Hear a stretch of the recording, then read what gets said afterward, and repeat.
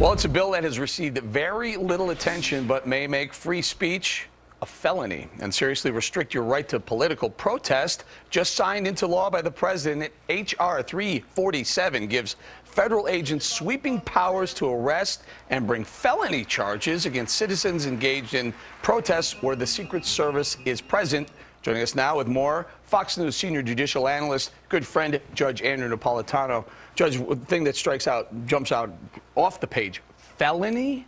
Yeah, felony means more than a year in jail. This is not like a traffic ticket.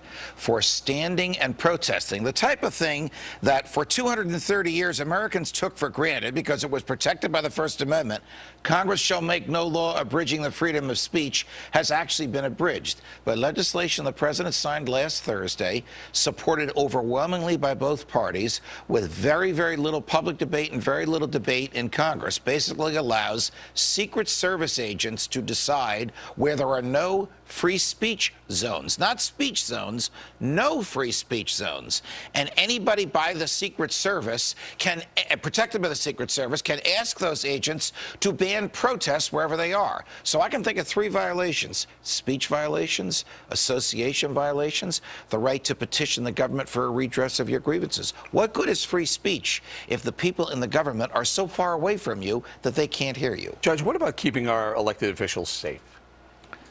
Keeping our elected officials safe is entirely different from insulating them from protest. The fact that the president is going to a hotel up the block should not bar you from standing across the street with a sign or with a bullhorn saying what you think about the president's policies. That is not a threat to him, and it is a part of American history since day one that we have the right to speak freely to, about, and against those in the government. Judge, do you think this is going to be one of those laws that is on the books but not enforced?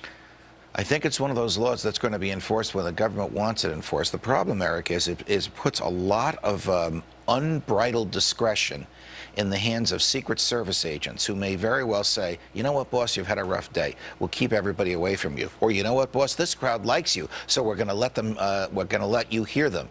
That's suppressing speech on the basis of its content, and that has been expressly prohibited by the First Amendment since day one. What dictates the Secret Service is present? In other words, aren't they present all over Washington, D.C.? Well, they are, and that's a great question, because this law also allows the president to give Secret Service protection to whoever he wants. I'll give you a bizarre example. His campaign managers are coming to Washington to confer with him about the campaign. He can give them Secret Service protection. And then the Secret Service can say to the kids in the streets, you can't shout at David Axelrod, because the campaign manager, because the Secret Service is protecting him. This is a slow, creeping destruction of some of our basic liberties, and the president signed it in secret. And now some of the Secret Service are going to be providing services for the candidates now as well, right? Correct. So correct. People aren't going to be able to have their opinion about the candidates if now? The Secret Service so declares, you won't be able to shout at them. Judge, got to go. The economy's not bad. Sorry about that.